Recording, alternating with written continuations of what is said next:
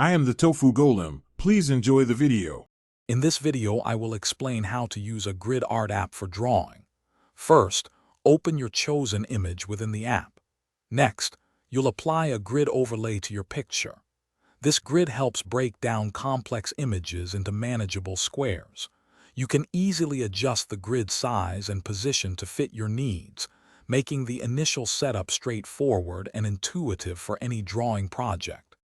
Now let's customize your grid. You can easily change the grid line thickness, perhaps to 2 pixels, for better visibility against your image.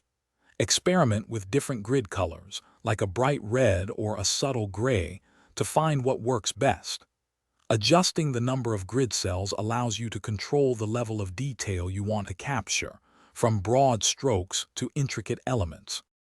With your grid set, it's time to draw. The grid helps you accurately transfer proportions from your reference to your canvas.